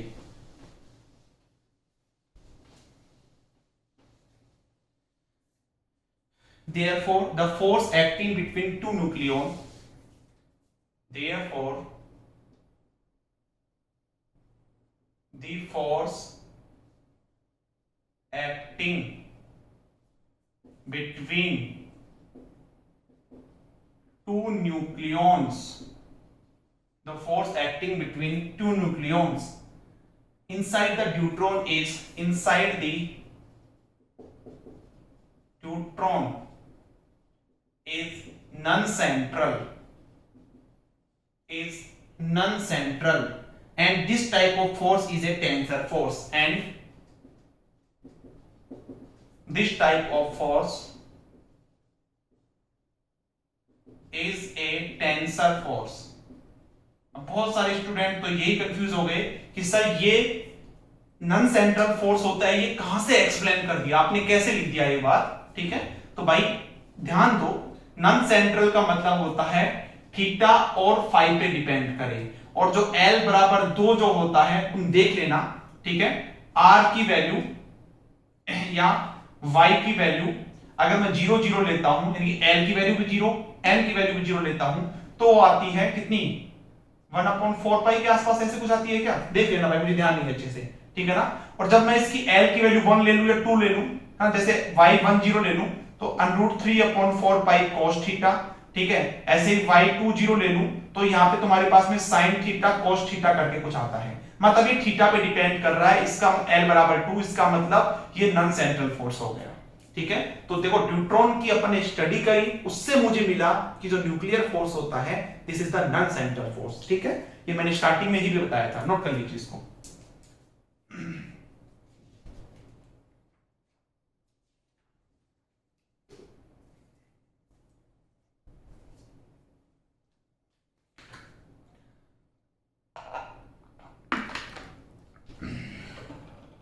एक छोटी सी कैलकुलेशन और लिख लीजिए भाई इसके अंदर, वैसे तुम्हारा एक खत्म हो चुका है लेकिन पूछ लेते हैं, वो इंपॉर्टेंट चीज लिखवा रहा हूं, ध्यान रखना, अब जो मैं करवा रहा हूं वो इंपॉर्टेंट है, इसी के नीचे लिख लीजिए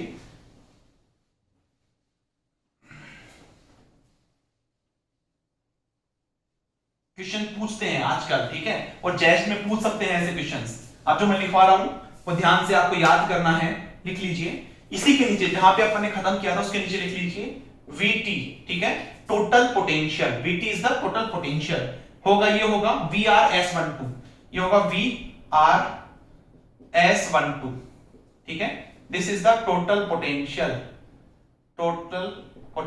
फॉर न्यूट्रॉन, ठीक है। यहां पे जो S12 है इसको बोलते हैं स्केलर ऑपरेटर, S12 जो होता है वो होता है तुम्हारे पास में -3/r² sigma 1 dot r vector sigma 2 dot r vector minus sigma 1 dot sigma 2, ठीक है, माइनस सिग्मा 1 डॉट सिग्मा 2, ये नोट कर लीजिएगा भाई, ठीक है। इसको बोलते हैं, इंपॉर्टेंट है ये, इसको बोलते हैं scalar operator,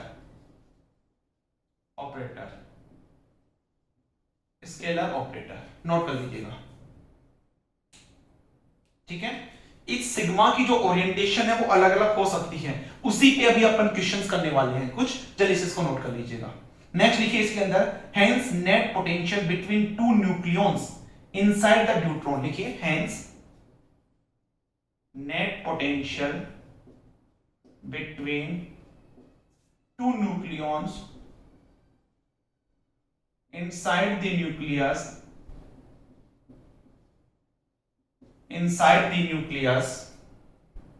can be written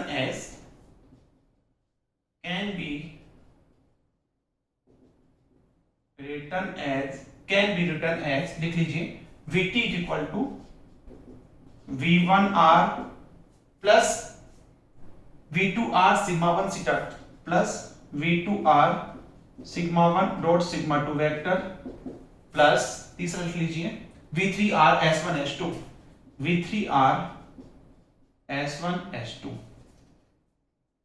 ठीक है, S12,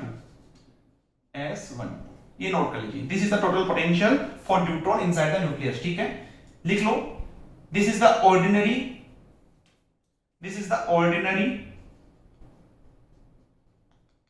सेंट्रल पोटेंशियल, V2R क्या है, लिख लीजिए spin depending term, this is spin dependent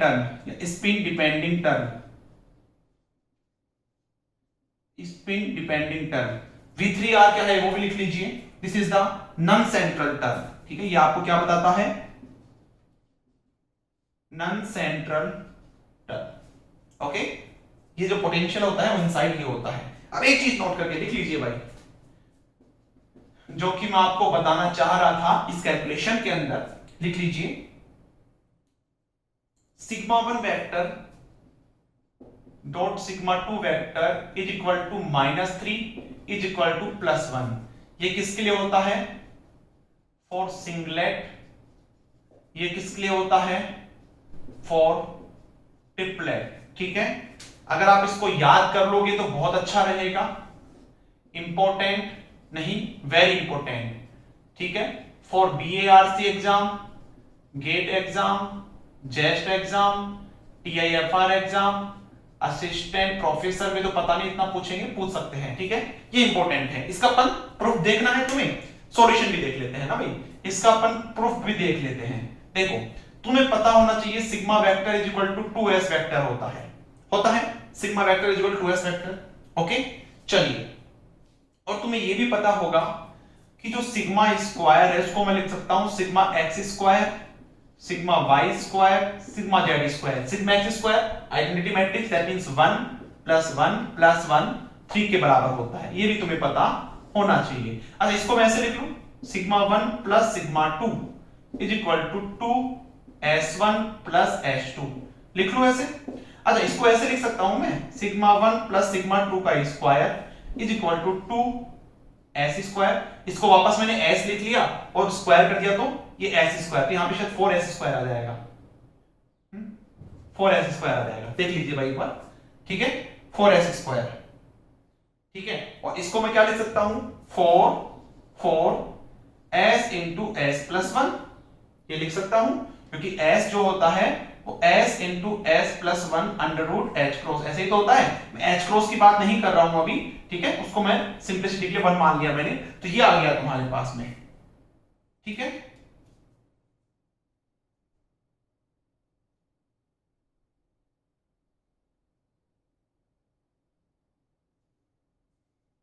चलिए, इसको इक्वेशन नंबर 1 दे देना अगेन। अब देखिए, सिग्मा 1 प्लस सिग्मा 2 का स्क्वायर क्या लिख सकता हूं, sigma 1 square plus sigma 2 square plus 2 sigma 1 dot sigma 2 लिख सकता हूं यहां पे मैं। अच्छा, इसको मैं क्या लिख सकता हूं, 3 प्लस 2 सिग्मा 1 डॉट सिग्मा 2 लिख सकता हूं।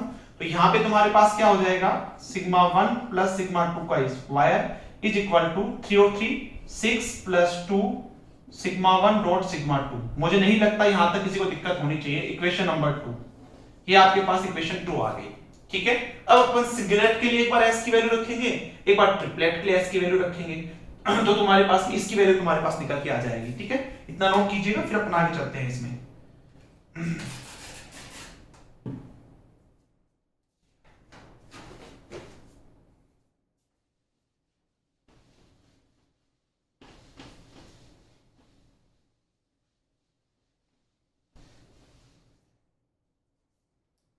लिखिए फॉर सिंगलेट, लिखिए फॉर सिंगलेट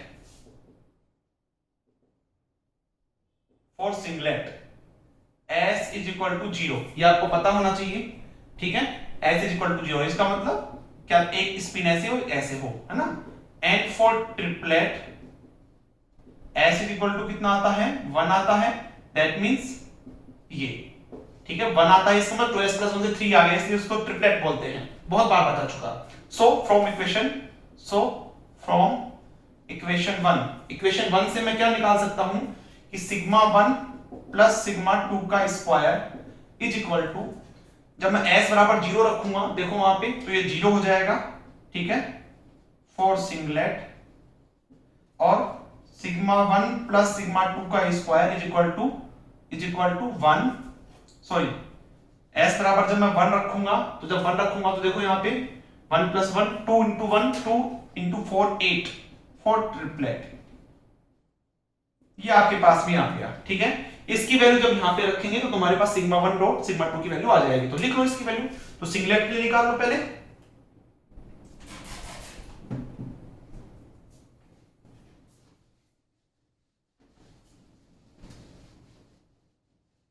ठीक है भाई, ये वैल्यू आपको याद रखनी है, पूछ सकता है क्वेश्चन, ठीक है। तो लिख लो यहां पे फॉर सिंगलेट फ्रॉम इक्वेशन 2, देखो यहां पे सिग्मा 1 डॉट सिग्मा 2 कितना हो जाएगा, इसकी वैल्यू कितना रखो सिंगलेट के लिए, 0, ठीक है। इसको इधर लाओगे तो -6/2, दैट मींस -3, यही मैंने अभी लिखवाई थी वहां पे, ठीक है। एंड फॉर ट्रिपलेट, ठीक है, फ्रॉम इक्वेशन 2 यहां पे रखेंगे, तो यहां पे सिग्मा 1 डॉट सिग्मा 2 की वैल्यू देखो, यहां पे इसकी वैल्यू कितनी है, इसके लिए 8 है, 8 माइनस 6/2 इज इक्वल टू +1। यही वैल्यू मैंने लिखवाई थी, ठीक है, तो ये नोट कर लीजिएगा।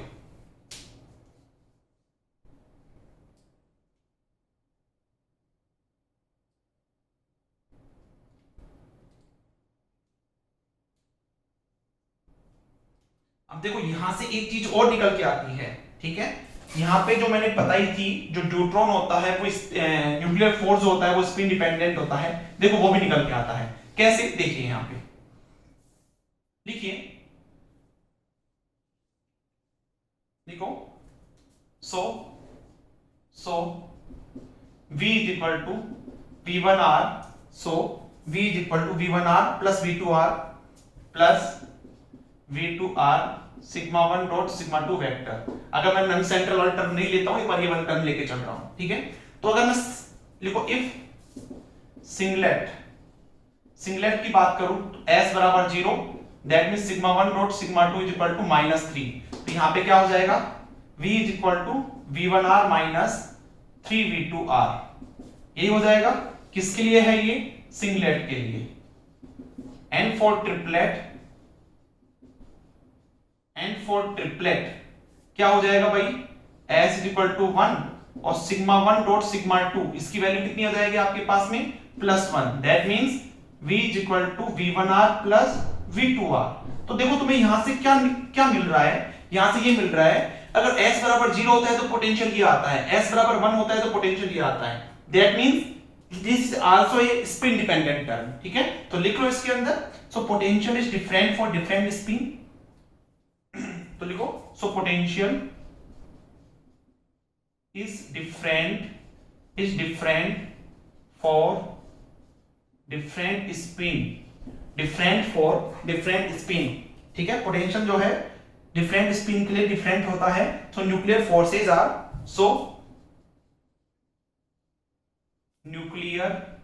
फोर्सेज आर स्पिन डिपेंडेंट, ठीक है, ये वाली जो है तुम्हारे पास बात वापस निकल के आ रही है यहां पे, जल्दी से इसको नोट कीजिएगा भाई, ठीक है, 5 मिनट का और है, जल्दी से देख लीजिएगा इसको।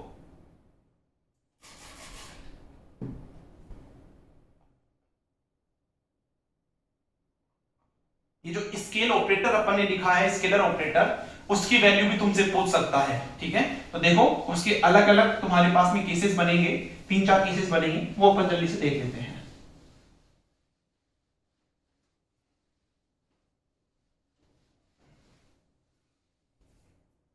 लिख लीजिए यहां पे नोट सेकंड लिखिए। तुम्हें पता है scalar operator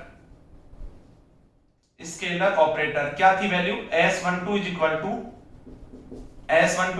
-3/r² sigma 1 dot r vector sigma 2 dot r vector, ठीक है, माइनस सिग्मा 1 डॉट सिग्मा 2।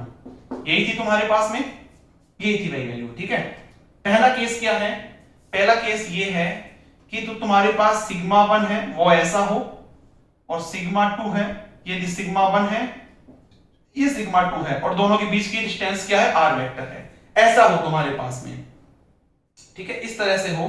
तो देखो इस केस में ध्यान से देखो, तुम्हारे पास में सिग्मा तो ऊपर की तरफ जाए, r तुम्हारे पास इधर है, 90 डिग्री का एंगल हो गया, तो यहां पे तुम्हारे पास S12 जो आएगा -3/r², इसको ओपन करोगे तो cos 90 आएगा, cos 90 की वैल्यू दोनों में 0 होती है, तो 0 × 0 माइनस। अब देखो तुम्हारे पास ये भी ऊपर की तरफ है, ये भी ऊपर की तरफ है, इसका मतलब S बराबर यहां पे क्या है 1, S बराबर 1 के लिए सिग्मा 1 डॉट सिग्मा 2 की वैल्यू कितनी होती है, +1, तो यहां पे क्या हो जाएगा +1, इसका मतलब S12 इज इक्वल टू +1, ये आपके पास में वैल्यू आ जाएगी। नोट कीजिएगा जल्दी से, +1 आएगी, -1, ठीक है, पूछ लेता है भाई ये क्वेश्चन। नेक्स्ट लिखिए, नेक्स्ट दूसरा केस क्या है, देखो दूसरा केस मेरे पास ये है कि सिग्मा 1 तो ये हो और सिग्मा 2 ये हो, ये r vector, this is sigma 1, this is sigma 2, ठीक है, तो देखो एंगल तो इस बार भी दोनों के बीच में कितना होगा, 90 होगा, तो S12 is equal to -3/r², 0 × 0 minus, ठीक है। अब देखो एक ऊपर की तरफ है, एक नीचे की तरफ है, S बराबर 0 है, इसका मतलब क्या होगा, sigma 1 dot sigma 2 is equal to -3। तो यहां पे -3 रख दूं, S12 कितना हो जाएगा आपके पास में +3। इस केस में तुम्हारे पास ये आ जाएगा।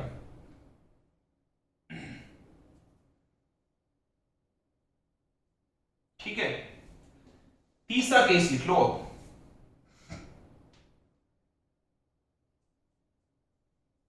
सी, तीसरा केस क्या है, सिग्मा 1 ऐसे है, दिस इज सिग्मा 2 लिख लो, एंड दिस इज सिग्मा 1 लिख लो। ठीक है, और इन दोनों के बीच की डिस्टेंस जो है r वेक्टर है। इस केस में देखो S12, इस बार दोनों के बीच में एंगल r भी ऊपर की तरफ है, सिग्मा भी ऊपर की तरफ है, 0 है, तो S12 क्या हो जाएगा, -3/r²। ठीक है, सिग्मा 1 कहां है, सिग्मा 1 डॉट r वेक्टर। ठीक है, तो सिग्मा 1 r cos 0 की वैल्यू 1, सिग्मा 2 r cos 0 की वैल्यू 1, तो क्या हो जाएगा sigma 1 sigma 2 into r² minus, दोनों के बीच में एंगल कितना है, 0 डिग्री का है, छोड़ो इसको, दोनों देखो तुम्हारे पास ऐसे जा रहे हैं, इसका मतलब s बराबर 1 है, s बराबर 1 है, इसका मतलब सिग्मा 1 डॉट सिग्मा 2 की वैल्यू कितनी होगी, +1 होगी, तो ये +1। तो S12 कितना आ गया देखो भाई, -3/r²। अच्छा, r² से r² कैंसिल, तो -3 सिग्मा 1 सिग्मा 2 -1, ऐसे ही आएगा क्या, चेक कर लीजिएगा, ये तुम्हारे पास इस केस के अंदर हो जाएगा। ठीक है, एक लास्ट केस कर लेते हैं, फिर ये अपना टॉपिक खत्म हो जाएगा। लास्ट केस लिख लीजिए, मान लो सिग्मा 1 ऐसा है आपके पास में, और सिग्मा 2 जो है आपके पास में ऐसा है। ठीक है, और इन दोनों के बीच की डिस्टेंस r वेक्टर है। तो इस केस में देखो S12 क्या होगा, हाँ जी, r और सिग्मा 1 के बीच में एंगल देखो क्या है तुम्हारे पास में, वही हो जाएगा, एंगल 0 होगा। देखो ध्यान से देखो, अगर मैं इसको ऊपर की तरफ मानता हूं तो इन दोनों के बीच का एंगल सेम है। ठीक है, तो -3/r², एक में तो 0 आएगा एंगल, एक में पाई आएगा, cos पाई की वैल्यू -1 होती है, तो ये +1 हो जाएगा। सिग्मा 1 सिग्मा 2 r² माइनस, एक ऐसा है एक ऐसा है, s बराबर 0 स्टेट है, इसका मतलब sigma 1 dot sigma 2 is equal to -3 हो जाएगा। ठीक है, तो ये वैल्यू यहां पे कितना रखेंगे, -3, ये कैंसिल आउट हो गया, तो ये हो जाएगा -3 हो जाएगा, 3 सिग्मा 1 सिग्मा 2 -1 सॉरी +1, ये S12 आपके पास में निकल के आ जाएगा। नोट कर लीजिएगा।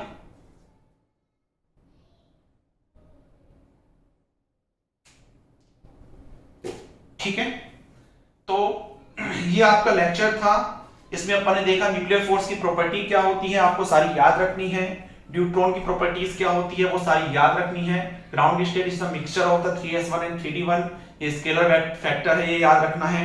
इसके अलावा जो कुछ प्रॉपर्टी मैंने प्रूफ की है, ठीक है, इंटरव्यू के पर्पज से वेरी वेरी इंपॉर्टेंट है, न्यूट्रॉन एज ए टारगेट क्यों नहीं लेते, बहुत जगह पूछते हैं क्वेश्चन, ये ध्यान रखना है आपको। ठीक है, तो कुछ मैंने इंपॉर्टेंट चीजें बताई है यहाँ पे, प्रॉपर्टीज आपको याद रखनी है। ठीक है, तो वो सारी चीजें आपको ध्यान रखना है। ओके, कुछ प्रॉब्लम हो तो मुझे मैसेज करके पूछना है। आज के लेक्चर में इतना ही है। Thank you very much. जय श्री श्याम।